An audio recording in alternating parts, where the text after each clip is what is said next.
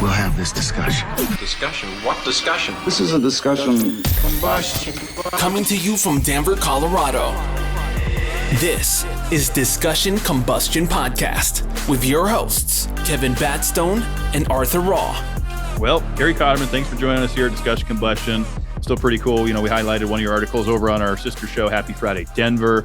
You reached out. It's kind of cool how it all comes full circle. We're supposed to have you on the couch tonight, but hey, look, things happen. So here we are. We're on Zoom. Yes. Well, I appreciate your flexibility with car issues, and I'm glad that you still have me on. Oh, for sure. And that would have been a nice drive, though, to break in the new tires, right? Because like cars, whenever you get that new fresh pair of rubbers on there, it's like it coasts super smooth. Oh, it's kind of like it makes it feel like a new car. So I'm definitely excited for you.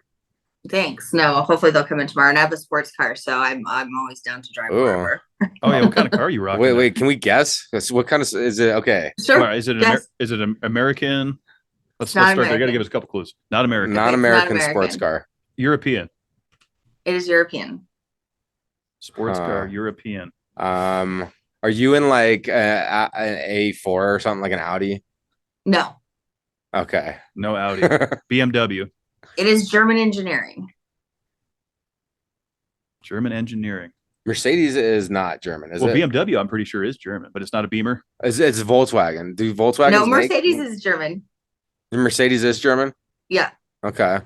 Is it a Mercedes? Yes. Okay. All right. Okay. I don't know any of the Mercedes cars. Yeah, it's just a little two-seater.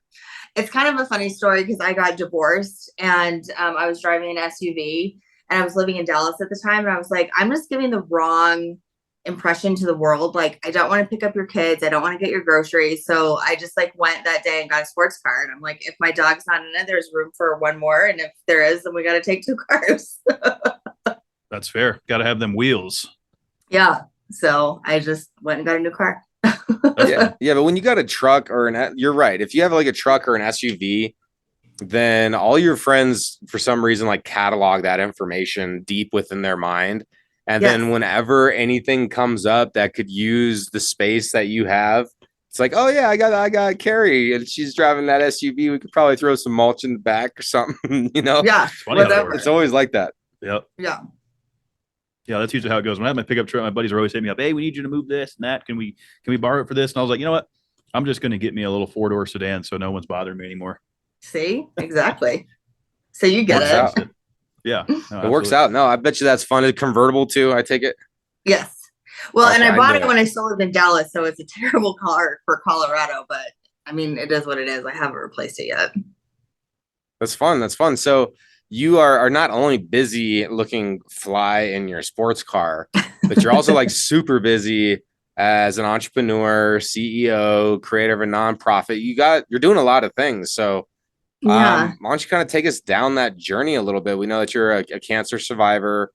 What is your story exactly? Like, were you doing corporate stuff and you're like, I've had enough? Like, what is it looking like? No, I was doing corporate stuff when I was diagnosed with breast cancer. And that is kind of what led to the creation of the nonprofit, actually, because I was seeking investment. I was trying to get strategic partnerships into our business. And all of a sudden it's like, bam, you have breast cancer, which does a lot to your physical appearance. I lost all my hair. And my questions were like, how are you bald in a boardroom? Because my intention wasn't to like stop working. I had cancer at that moment. I didn't have cancer for the rest of my life. I'm very blessed that I was in a very curable situation, but it was, it was going to take like a year and a half to cure it. So I couldn't find answers to questions like that. And there's, of all the women that are diagnosed with breast cancer in the United States, 9% of them will be under the age of 45. And that percentage increase is anywhere from 0.25% to 0.5% each year.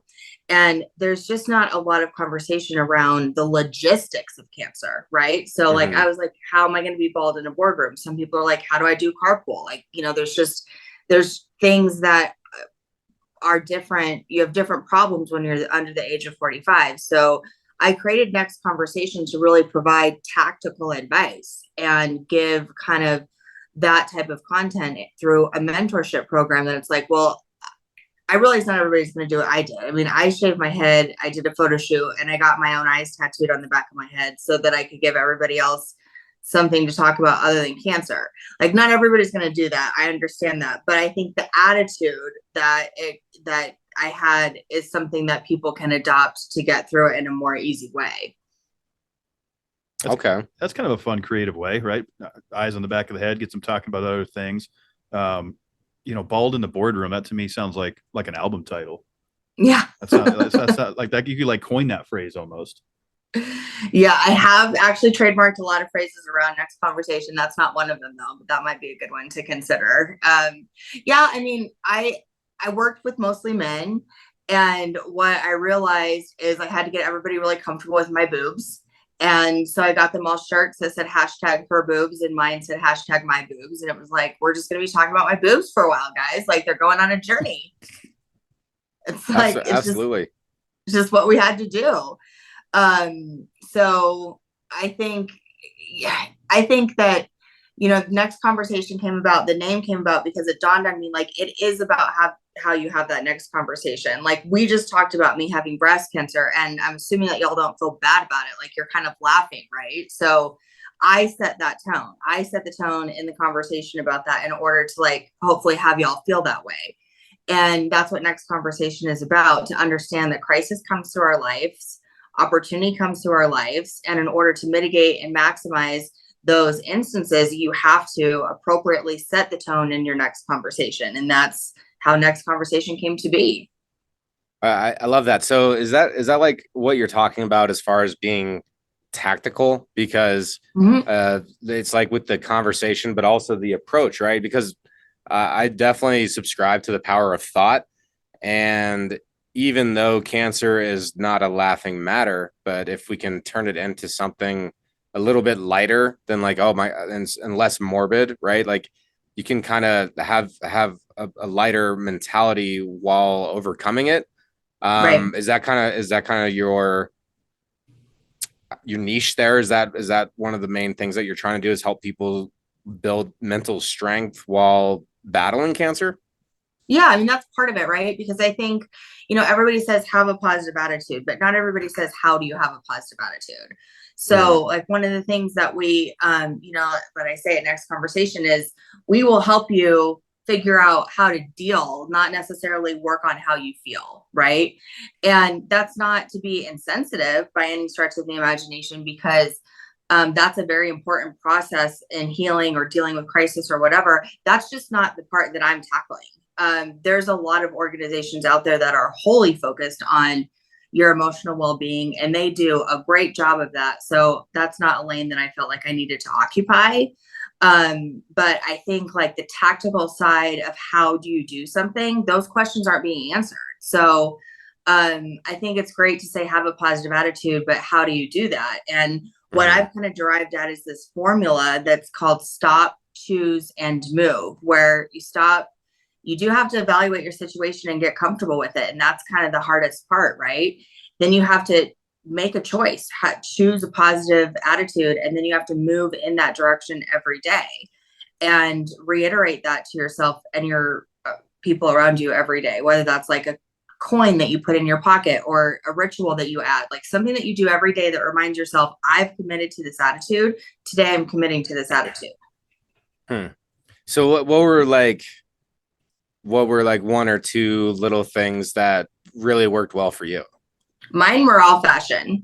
So Okay. I refused to wear sweatpants to chemo. I got dressed up. I wore high heels. I looked ridiculous every week I went in there, and didn't care. And if I was having a bad day, I played dress up in my closet. It made me feel like a human, and I had these eyes tattooed on the back of my head. So I chose to, instead of think of myself as being bald, I was like, I'm just my rock star phase.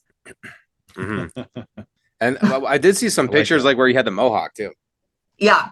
Yep. So that was the night. So I was washing. I had really long hair before all this happened.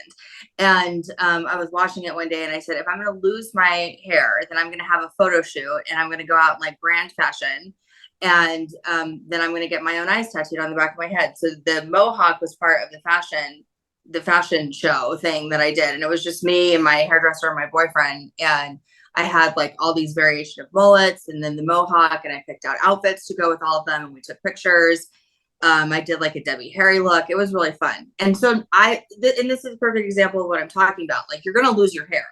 So you can look at that as like, oh my God, I'm going to lose my hair and just be crying in the shower as gobs of hair fall out, or you can take control of it and make it fun. That's a choice. Yeah. Mm-hmm. No, that's great. That's great that you chose the fun route, because I think a lot of people get pretty spooked. I've had some friends that have lost their hair as well. And of course, they they do the wigs or the hats or whatever, because they don't want people to really bring that attention to them at times. But I applaud you for kind of having fun with it, and bringing others to have fun with it too. So it's not like Art was saying, this morbid, dark situation, because cancer, I mean, it's no laughing matter, right, by any stretch. Well, it's like I've said, like, there are things that aren't laughing matters, but there's always a laughable instance, right? I like that. Yeah. I mean, like kind of like, playing about like you're in a room full of men and we're going to talk about my boobs, and I hope everybody's comfortable with that. And like the psychology behind that too, because Kevin and I played right into that, and we're both like, kind of like, yeah. And then you're like, I meant to make this light. Like that was your tactful approach. Right. And it worked. It worked. Hashtag her boobs, hashtag my boobs. Is that what you said it was? Yeah. And I got that trademarked, actually. Excellent. Yeah. That's terrific. So yeah, and it's just part of, I mean, they were going on a journey, and that's why I said to them, like, guys, everybody wants to talk about boobs, so there's something wrong with them. Like, we shouldn't change that. Yeah. That's a good point. I like that. See, that's the mind of an entrepreneur right there. It's making the best of every situation. So we obviously know now where the idea came from and where you got the inspiration to start this. So what did the next steps look like of getting everything organized, getting logos, getting marketing, all that? Because we know it's tough. Yeah. So it's funny that you asked that question, because there's a lot of stages that you go through in the cancer process, just like there's a lot of stages that you go through in business development, right? And cancer to me is a lot about labels, right? They're like, okay, you're newly diagnosed. And then they're like, okay, you're a chemo patient. You just got out of your surgeries. You're a radiation patient. And then all of a sudden you're a survivor. And that to me was like the weirdest transition, because you go from like seeing doctors every week, in some cases every day, to like you're not seeing anybody. And it's kind of like, who's in charge of me? It just reminded me of like the football field when they like slap you on your ass and like say, go get a touchdown. It's like, okay, like, what's next? And so I had come up with the idea for Next Conversation over the course of my treatment. And I just threw myself into creating it in that transition from patient to survivor, because I needed something to be focused on. That was, of all the things, I handled everything really well. That was the hardest transition for me, because it was just like, now what? I was this very strong, independent person, and you have to give up a lot of that control to your doctors and to the process. And then all of a sudden it's just like, you just jump off a cliff kind of. So there was a process of taking that back. And Next Conversation was really therapeutic for me, because I taught myself a lot of skills that I kind of had, but not all the way. So the logo design, the website design, I did all that myself. And I do marketing as a profession. And so coming up with the ideas and things like that, it was very familiar to me, but executing them was something that I decided to take on and learn a new skill. And now it's a skill that I provide to others, because I've gotten really good at it and I really enjoy it. That's awesome. I mean, it is kind of, and like you had mentioned, like you were fortunate with your diagnosis, and it was something that was treatable, right? But even if it's not cancer, even if it's like, getting out of a bad relationship, or tackling some kind of addiction, or whatever it may be, it seems like after these more difficult roads, areas where we are getting challenged in life, there comes a point in time where we kind of have to jump off the cliff or whatever, and like, jump off the plane or whatever. And you're alone at that point. And it's easy to, maybe have some self-doubt, and you don't know if you can, and then you don't, or you can actually maybe make something bigger and better, make a better version of yourself than you were prior to the original, speed bump or whatever came up. Yeah. I don't know. It kind of seems like that. It's like a tale as old as time. Like Right. always running into that where people are like getting challenged in life. And when they remain optimistic, because it's easy to complain, but you remain optimistic and really try your best every day. Because you mentioned that, like you used clothes, and it was something that you'd use, daily if needed to kind of overcome that. So it's interesting hearing it. Yeah, it really is. How many times have I said this quote? You know where I'm going with this. People tend to do more to avoid pain than they will to gain pleasure. And so even, especially during hard times, right? It's easy to fall into that negative. I'm sick. I got this going on. Everything's, crumbling. But, the mind is so powerful that if you can just kind of take those moments like you did with clothes and having fun with it, a lot of people don't do that. And I think that's reassuring for people to hear that maybe are listening or watching that are going through something like that, to maybe change their mindset a little bit, have fun with it, do something that they enjoy, and kind of take away from the negativity portion of it. I mean, it's easier said than done. I mean, I'm sitting here drinking a beer on a couch. I mean, I'm not saying it's easy, but I think it's obtainable. Yeah. And I mean, again, I think if you just that stop, choose, and move formula, right? Like there's a path to doing that. And the hardest part, I think, is accepting your situation. And I've had a lot of crisis moments in my life that definitely made me more prepared to deal with cancer. But in all of those instances, I was not going to let them beat me down, right? Because again, there's very few things that we can control in this world. In fact, the only one that I can think of is your attitude. So I think that can be either very empowering or it can be debilitating, and it just depends upon how you choose to look at it. Yeah, I used to do a lot of sales, and I mean, I guess everyone's a salesperson to a certain extent, but one thing I always used to tell myself is there's two consistencies in sales, and the first consistency is it's always inconsistent, and the second consistency is your attitude. So I 100% subscribe to what you're saying there. Since we were kind of just talking about like the clothing and stuff like that, I actually wore the Superman shirt today, thinking I thought about you earlier today, and I was all like, she's gosh, Superwoman, overcoming this and being there to help people find this new mentality. And I've kind of been on a health journey too. And I was feeling good. And I was like, I'm sport the superhero in me today, and also kind of represent who's coming on tonight. So, you can have fun with it. That's what we can. Oh my gosh, I love that. Thank you. That's such a compliment. Oh yeah. I mean, we see what you're doing. As we call around these parts, it's a solid lad move. I was thinking ahead for sure. But yeah, I mean, again, it's look, we're in control of a lot of things, and we can worry about what we can control, and we can't worry about what we can't control, right? We can only control what we can control. And I know it's like beating a dead horse, and it's an old cliche. An old boss told me that, and I'm like, man, I'm tired of hearing that. But there's so much truth to that, because so many folks, I think, worry about things that are just completely out of control. What can you do right now to get your hands around something and grab the bull by the horn, so to speak? What can you do in this present moment that's going to make a difference, and not worry about what's going to happen tomorrow or the next day, or something that's just completely out of bounds? Right.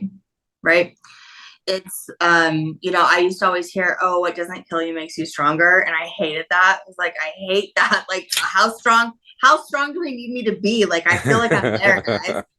And then I was talking to a friend of mine that literally had a meltdown over a mattress that she had bought online. And I was like, okay, now I get it. I get that saying. Like, I'm happy to be stronger than having a meltdown over an online purchase.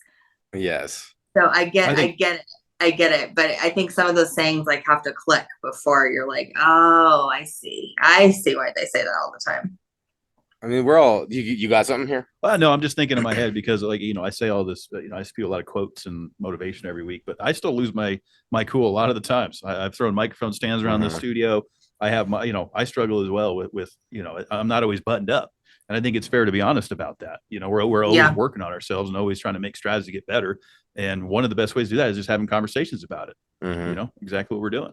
Well, and it feels better too, like when you can stay authentic and like admit to your faults.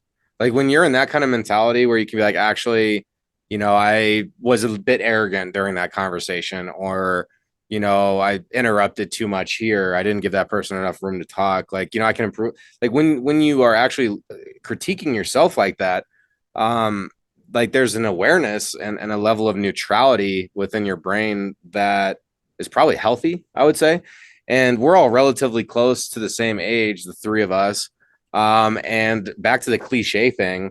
And I was just talking about this to a friend yesterday too, but I'm like, man, past my mid-30s now. I'm like sitting here and all fucking cliches are true.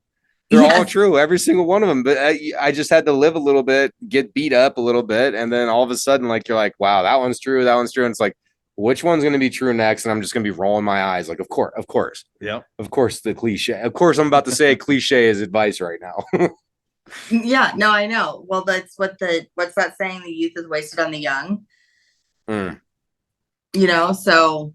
Well, what would we do? We're still young, aren't we? I think so. Oh, I'd say, yeah, but yeah. When are you middle-aged? Like, at one point, are we I don't know. middle-aged? I still feel like you're only as old as you feel. Yeah. I think that's the best way to look at it. I mean, I think of guys in their 70s that are still partying like rock stars. Look at Sammy Hagar. Guy's 75 years old. He's still partying like he's 35. It's what you make of it. My grandfather was still playing tennis when he was in his mid 80s. So I think, Fantastic. it's just how you take care of yourself, which as I was like running up the stairs to grab something that I forgot before we jumped on here, I was like, ooh, we got 40 more years in this body. We might need to work on something. God. Yeah, I knew it was bad for me. Look, and I'm not afraid to admit this as a manly man, but sometimes, like, I'll sit down and pee. I don't care. I'm gonna put that out there. And when I was doing that, like, I was getting up and my knees were hurting. So I'm like, I have got to make some lifestyle changes. Yeah. If I can't even just like do this and sit down without getting up and my knees popping and stuff. So it's tough. It's tough. And it's a daily journey for sure to be able to make the improvements. And like the whole mentality, like the diet mentality, I think is a failing mentality. Like it has to be whatever you want to make. Yeah. Whatever you want to make a change. It's a lifestyle change, but you have to be dedicated to that level to where you're like, okay, like this is a lifestyle change. I'm dedicating until I die with this. Mm-hmm. Yeah. I don't know. That's what's tough. And that's a big commitment. Well, and I think, a lifestyle change is definitely what it is, but you also have to forgive yourself if you like slip, right? Because you don't want to, like, I heard this like cliche saying, speaking of cliches, it's like slip back, don't slip up, like if you have a bad day, just have a better tomorrow or something like that. I don't know, maybe I'm making this up, but like you have to keep going. Because there's things that I'm working on now. I mean, it's, I joke like I had fat cancer because I gained like 70 pounds over the course of my treatment. And so, that's a journey to get all that off. Oh my gosh. And you just have to be like nice to yourself about it and just take one day at a time. But yeah, and it is a lifestyle thing. Yeah. Like, look, you crush, it's been like 2 weeks and then 2-3 weeks and you want to crush a pint of Ben and Jerry's ice cream in one evening, go for it. Right. And I'm like, so I've aired this out a lot on here, but like opiate addiction is something that I had to overcome. And that mentality of what you just said, where if you slip up, don't slip up, you slip back. That was actually a really important mentality because there would be times where I'd be disappointing myself and, abusing opiates again, but it wasn't like it was before. And I was still making progress. So I wasn't back to square one.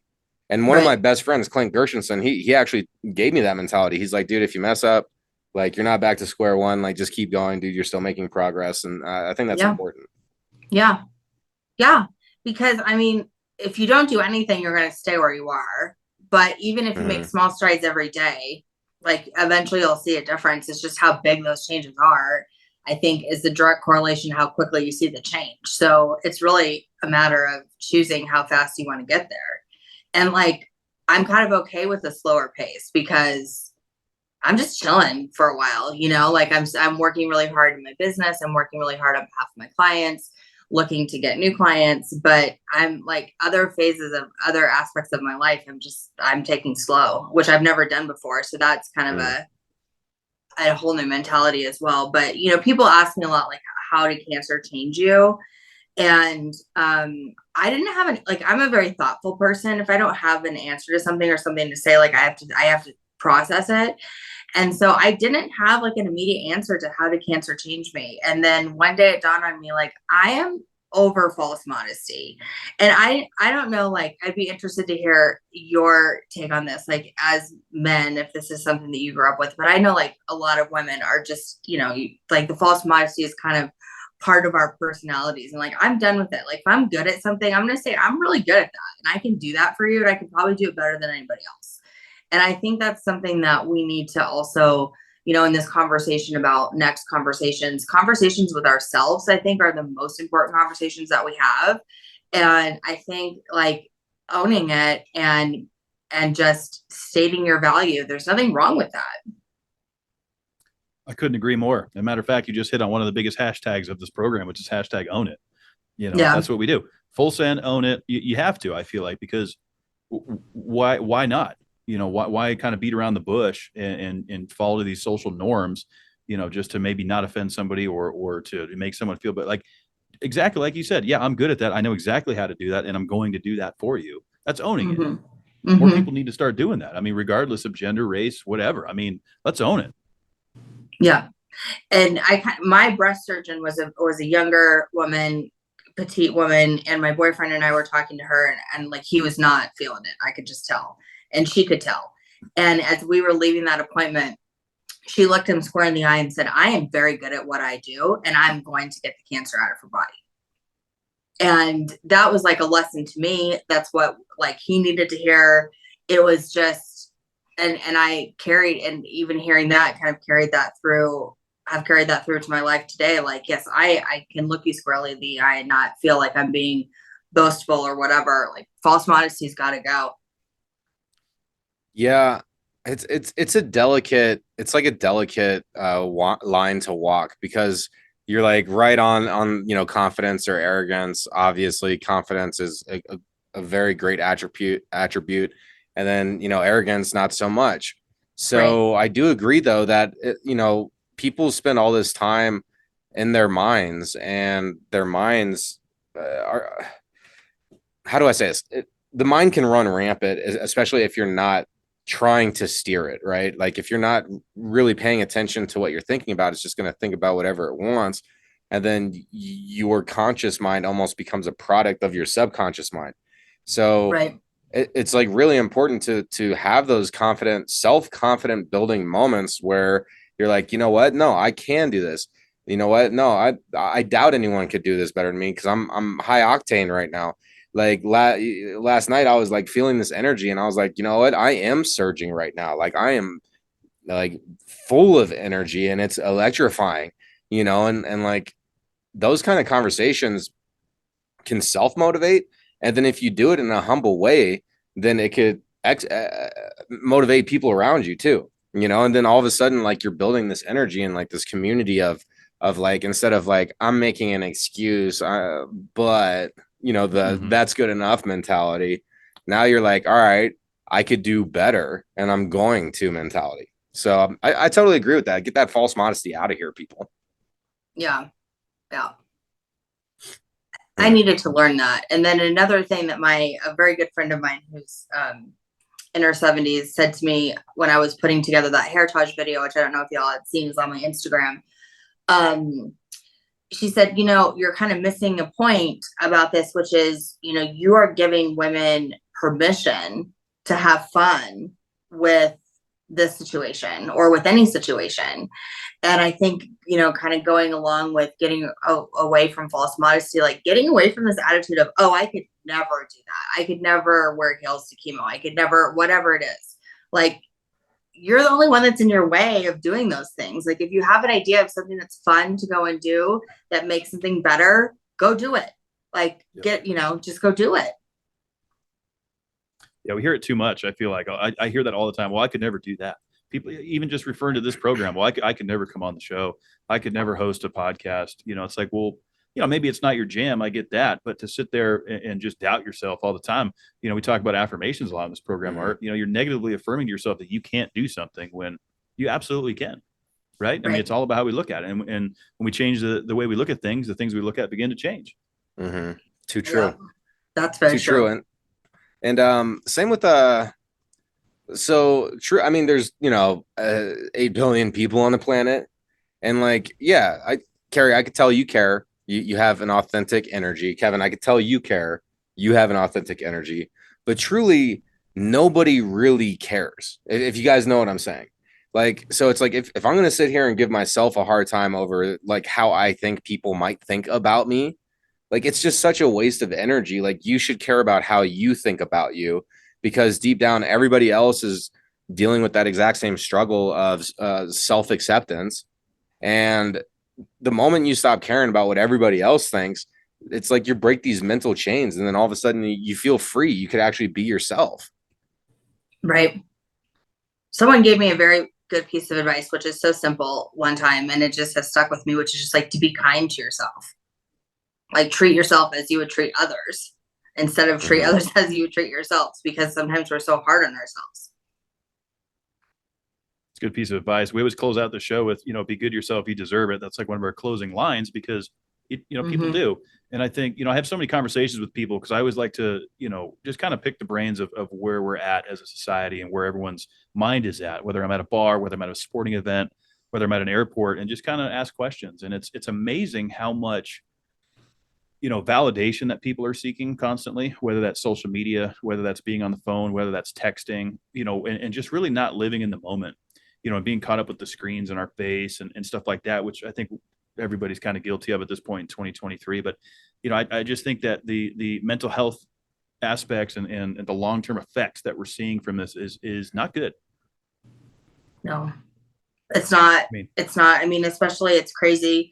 I'm sure y'all know the statistic where, the rate of teenage suicide like quadrupled after the introduction of the like button. Right. And then, people look around and wonder why these things are happening. Like it's happening because of technology and a lack of corporate responsibility. And it really blows my mind that that's allowed to and continues to happen.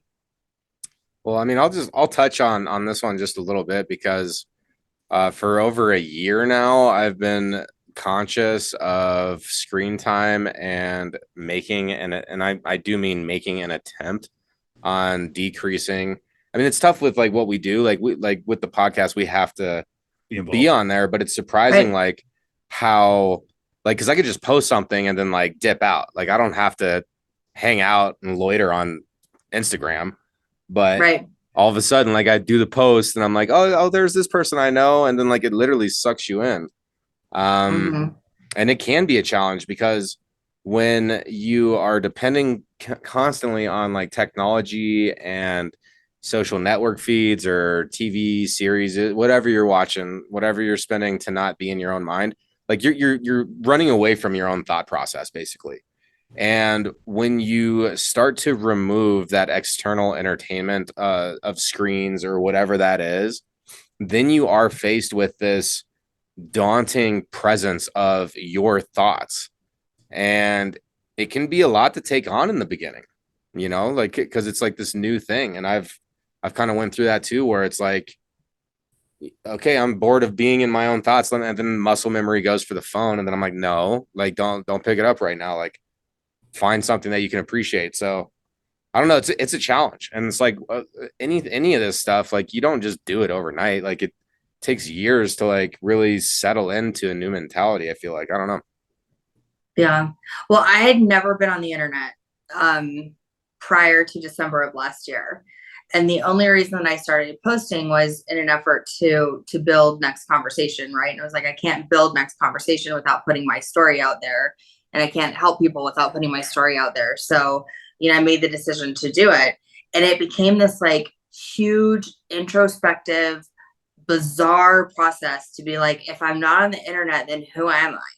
Because I wasn't. And I had to figure out, I kind of had this blank slate, but it was a very weird process that I didn't expect to be that big of a mental exercise, right? But it was like, what about me would be interesting to other people? What about me do I want to showcase? What about me do I want to share?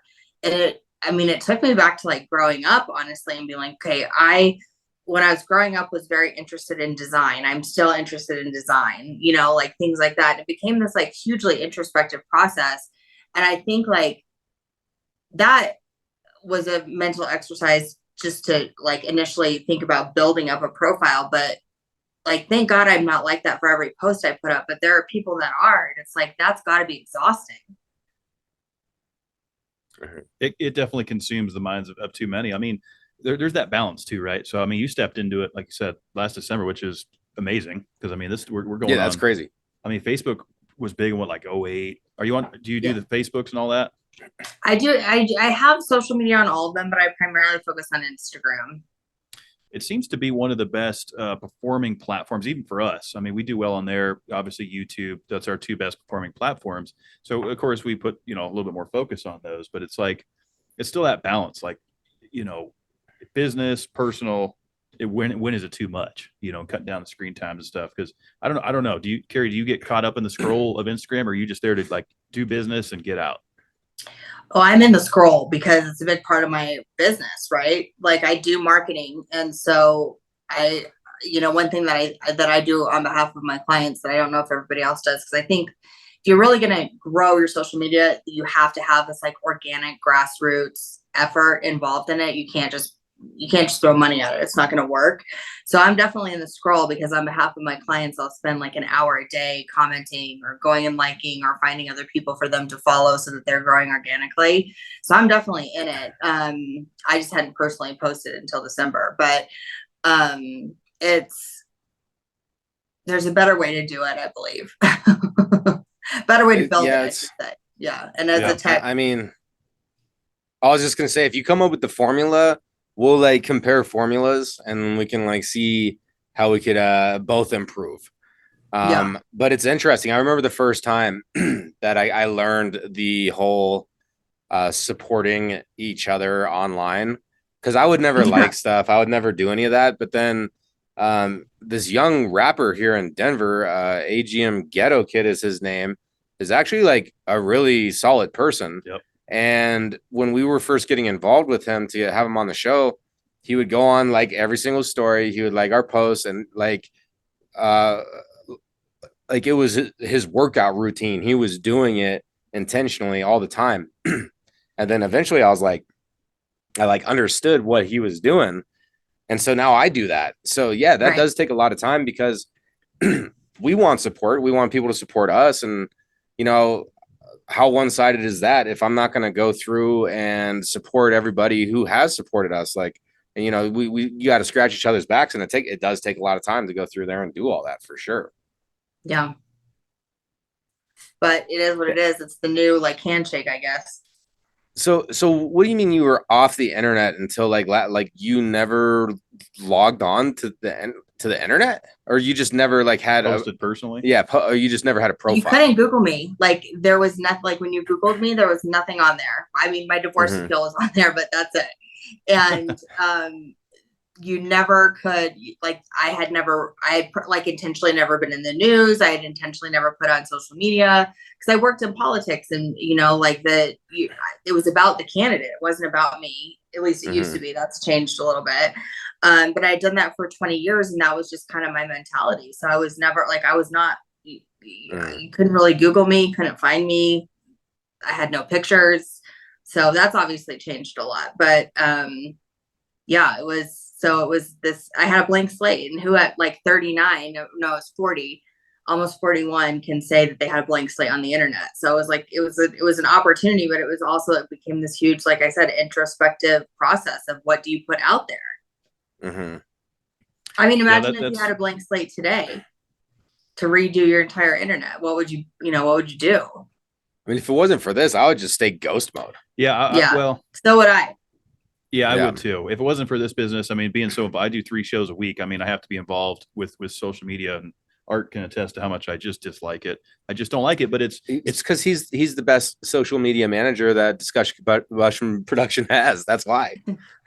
That's a title I can't say I'm excited to have, but it's business. It's business at hand. It has to be done, just like you're saying. And it looks like the Instagram page for Next Conversation is doing extremely well. I mean, you're approaching 20,000 followers, so it seems like you're doing something right. Obviously, headed in the right direction. A lot of people are engaged, and some of these things you've attested to have probably contributed to that success. Yes. Well, I mean, it would be kind of embarrassing if I weren't able to grow it, right? When I say that that's what I can do professionally. But no, and that's like we talk a lot of shit about social media, but on the other hand, like I've been able to help people in Britain. I've been able to help people like around the country, and we've connected on the next conversation stuff. So there is this very positive side to it, right? If you can use it in a positive way, where people will direct message me and ask questions. And I've even gotten on Zooms with people to help them prepare for interviews. One thing that's like very tricky and people don't realize is when you lose your hair, you lose hair all over your body. So you lose your eyelashes, you lose your eyebrows, you lose everything. And a woman was preparing for an interview, and putting on fake eyelashes is like difficult anyway. It's almost impossible when you don't have any eyelashes. So like we got on a video to show her how to do fake eyelashes, right? And then I ended up putting a video out on that for YouTube for other people. So I think you have to take the good with the bad. You just have to not become the bad, I guess, right? Like just not get so selected to that. Yeah, and it's just like the fine line of arrogance to confidence. It's like, are you controlling your time online or are you letting it control your time? Right. I've been trying my best to control my time on it. And so I've been like kind of learning Spanish on YouTube. You like pull it up, you watch a couple things, you start to learn a couple words. And then, I'm not even novice, but I know more words than I did a couple weeks ago. Yo hablo un poco español. Right. Yeah, not even. Yeah. No, you're hitting on something there for sure. Because, and yeah, you bring up a good point too, Keri, because we do trash social media a lot on this program. A lot, but at the same time, we're using it as a tool. And I try not to focus too much on the negatives, even though it's always going to be out there. You're always going to have the nonsense. I think for me, it's upsetting to see how many people are so sucked into it. I've issued the 12 to 24 hour phone challenge many of times, which is hard for people to do when you're running a business from your phone. I get that, but it's amazing to see how many people cannot go 12 to 24 hours without checking their Instagram, their Facebook, or Snapchat, what have you. And I think that's a good challenge for people to just kind of reset, maybe go camp, do something like that. Well, my favorite part. Okay. So Kevin actually did this. I did without telling anybody. Best way to do it. Yeah. So the whole crew, the entire crew is like, where's Kevin? Can anyone get a hold of Kevin? Where's Kevin? I know he hasn't answered my calls. He's not picking up. And so it's like, everyone was all wondering about you. And then Kevin, he turned it back on. He's like, goodness, people, like, God, you miss me or something. which is reassuring. All these people care, but it's like at the same time, it's like, good God, guys, I was gone for a day. Yeah. I call that hermit mode. I used to tell people in my life, all right, guys, I'm going to go into hermit mode for the weekend. So like, don't worry if you don't hear from me. Also, don't bother me. Like, just leave me alone. Everything will be fine. And so people came to understand that if I didn't get back to them, they're like, oh, she's in hermit mode. So maybe we need to hashtag hermit mode. Let's hashtag hermit mode for sure. Because I like the way, because what comes with that hashtag hermit mode is your friends and family, whoever, already know that mode exists, and they're like, oh, she's just in hashtag hermit mode. Right. They're not they're not concerned about you. They didn't think you were missing or something. That's the way to do it. Yeah, you have to set the precedent. So yeah, there's no better place than to put this challenge of the week than right here. And the challenge of this week, and this is gonna be tough for me. I can't like sit here and preach, but let's go at least 12 hours without the phone. Easy. Not sleeping hours either. I was just gonna say 12 waking hours. Yeah, 12 waking hours. Yes, we're all on the same page there. That's the challenge this week. I'm gonna shoot for mine on. Dang, when's a good day to do it? See, that's the thing. Like, because I got to be in contact for this and that on Saturday. So I could probably do it on Sunday, not look at my phone once, and I could just tell you when I'm coming over for the race. I mean, however you got to do it. I don't know. Figure it out, though. 12 hours, no phone. Hermit mode. Hashtag hermit mode 12 hours. It's totally doable, Keri. What do you think? I think so. I think you have to have a plan, though, because I think a lot of people, if they don't have something else to occupy their time during that 12 hours, all you're going to think about is that you're not on your phone. But if you say, I'm going to go, and again, it's like taking the positive of it, right? Like, I'm going to take 12 hours and I'm going to go do this thing. Then I think it's going to be a lot easier to have a plan. If you have a plan. I would just throw the best advice I can out there and go for a walk. It's free. You can go walk for like 2 hours. easily kill 2 hours on a walk. You'll see some beautiful sights, appreciate nature. Did I mention it's free? I mean, Right. walking is a huge part of my routine personally. Like I almost walk every day of the week, and if I miss doing that, I feel like I'm missing part of my day. Like it's important for me, and so I'll definitely recommend that if people are trying to find a way to fill in their time. There's a lot of activities out there. Keri, what's some of your favorite pastimes? What do you do to kind of unwind when you're not in business mode? You like sports, hobbies? What are you into? I love college football. All right. So Who's your team? What? Long, Oklahoma. I OU. was going to guess the Longhorns, but Oh no, good. I married into and divorced out of the Longhorn Nation. My dad played. Yeah, my dad played for OU. So okay. So I've been a Sooner, and I'm a Sooner again. I love college football. I like to read. I was relating to the sentiment of walking is free. I will never forget the most liberating moment of my life was when I was grounded as a kid, and I was like, I'm going to go for a run. You can't tell me I can't go for a run. And I went for a run for the first time, and it was like, God, I can go anywhere. All I need is my legs. And so I like to exercise. I like to use my body in that way because I'm always reminded of that feeling. It's the same feeling that I had the first time I ever drove a car by myself. Like I can go anywhere. Nobody can stop me. Now, did you avoid the highways for like the first year or something? Oh no, because I was a little wussy. I was like, I'm not going on I-25. There's no way I'm not going on I-70. I avoided the highways for like the first year of having my license. No, my brother was more like that. I'm borderline reckless, right? Like I will jump into the deep end before I even know if there's water in the pool. That's full send right there.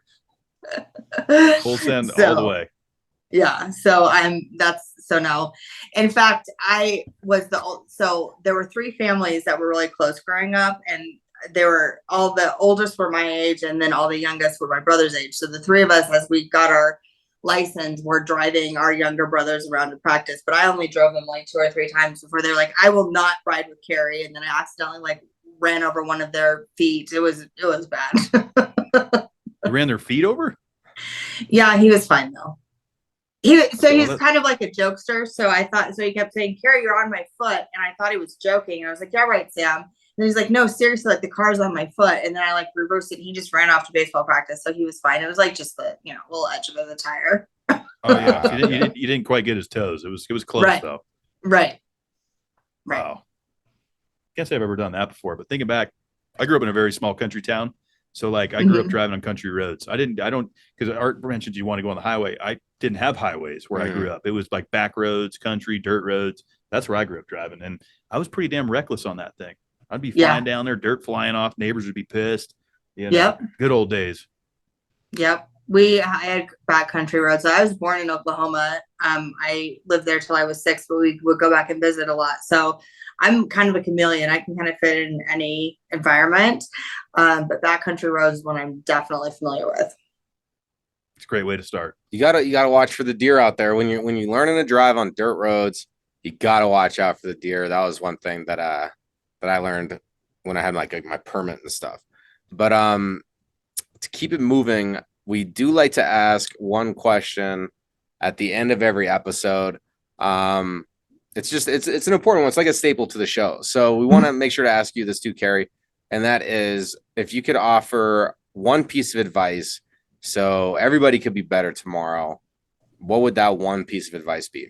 Let's say everybody on the planet heard this. Work backwards from where you want to be in order to get to where you're going. Okay.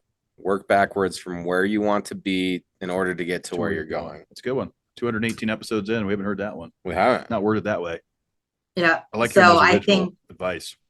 Yeah, no, I'm often asked for advice, and the first thing I say is, well, where do you want to go? We have to work backwards. Like if you say, how do you get a job? What kind of job? If you say, how do I get over this problem? Well, where do you want to be? How do you want to be spending your time? What do you want your day to look like? Because if you don't want to be sitting in an office, then we shouldn't be working on getting you an office job, right? Like you have to work backwards from the goal or the outcome and then create a plan to get to that point. Yeah, and that makes sense. It helps too, because linearly thinking you are right here, right now, trying to get somewhere, like you're not normally beginning with the end in mind. And that actually is like one of the healthy thoughts. Like there's like 7 healthy thoughts. I forget the book, but that was one of them, is to begin with the end in mind. And I feel like the majority of people, myself included, in most circumstances, are not thinking about the end result as I am doing whatever throughout the day. Like, so I could definitely improve there. Actually, kind of self-reflecting here. Like I'm like, how often am I beginning with the end in mind just on my day? Yeah, and it kind of piggybacks off to your motto there of stop, choose, move. I kind of like that too a little bit, because it's like, what do you want to do and how do you want to get there, and then go, right? And go. Put the throttle down rather than just monkeying around and just feeding a bunch of nonsense. We hear a lot of people like, well, I want to do this. I've had so many people come to me and say, well, Kev, I want to do this, that, and the other. Well, what are you doing to achieve that? Well, I'm not doing anything. Well, then you need to start making strides to do that, right? If you want to be somewhere and you want to get there, well, what are you doing to get there? So I like that advice, Keri. That was good. Thank you. Yeah. I've given it a lot in my life. Yeah. Ain't nobody going to do it for you. That's how I feel. Like some days I'm like trying to get up and get going, and I'm like, ain't no one going to do it for me right now. Nope. Like, right. Who can I depend on? Like, I am fortunate. I have, both my parents, they're divorced, but they were both in my life. I have a great friend group. So I'm fortunate and blessed. And I think about that daily. But at the same time, like, it's not easy trying to make big changes in your life and trying to get businesses off the ground, and like, while also me maintaining rent and all this other stuff, and let alone try to afford groceries. Like, and so it's like, ain't no one going to do it for me. Like I have to do this. And like, same with the positive attitude. Like sometimes I'll catch myself being frustrated, and it takes just a moment for me to snap, you got to snap out of it. I guess my end goal thought would be like, I want to be a positive pillar for myself and the people around me. And if I'm being a negative Nancy over something insignificant right now, then how's that end goal getting achieved? So Right. It totally makes sense. It really does. Good reflection there. Yeah. Mm-hmm. Yeah, for sure. A lot of good juice in this, Keri. You're doing some amazing things for the people out there. This is kind of the part of the show where feel free to give your plugs, websites, wherever. Where can the people viewing and listening go? Of course, we're going to include all those in the show notes down below. So just scroll down to get in touch with Keri. But where do they go? So if you're interested in Next Conversation, you can go to nextconversation.org. And there's 3 primary ways to get involved. You can get support, you can provide support, or you can provide donations. And if you're interested in marketing support for your business or even your personal brand, I provide that through kcnx.co. That's the name of the business and the name of the website. And you can sign up and get inquiries there. You can see my work product and email me directly and get in touch and see if we're a good fit to work together. Love that. Excellent. Yeah, we'll definitely promote all that. Great conversation. We are fortunate to have the network that we have of people, and we're really happy to welcome you into our network as well. So we will support what you do moving forward. We want to see you succeed. Maybe in the next year or so, we get you back on for another episode, see how things have changed and progressed for both of our lives. And absolutely appreciate your time being a part of what we do here. And I want to thank you too, just for being vulnerable, putting your story out there in order to help others travel that difficult path. So a lot of respect to you there. And it's an honor to have you on for sure. No, it's an honor to be on. Thank you. Thank you so much for wanting to help me spread my message and hear my story and give positive advice to people listening. I love your attitude, and I love your both of your approaches. It's just awesome. I think I'm glad to be welcomed into your network. It's very flattering. Well, once you're in the wheelhouse, there's no getting out. So, you're a part of the crew now. And like I was saying, next time we're getting you on the couch across from us here in the studio. Yes. That'll be your next visit. Of course, we'll get you over there. We'll have a beer. We'll do whatever. Yes. But, I'd love that. Yeah, absolutely. Well, yeah, thanks again for taking some time and sitting down with us. And, we'll be in touch for sure. Okay. That sounds great. And again, I appreciate your flexibility. I'm sorry I couldn't be there in person. No, that's all right. Oh, you're quite all right. Everybody tuning in, We appreciate you listening or viewing. Please take 12 hours off your phone this week and be good to yourselves. You know you deserve it. You know you can crush it. We'll see you on Happy Friday tomorrow. Keri, thanks again. We're out.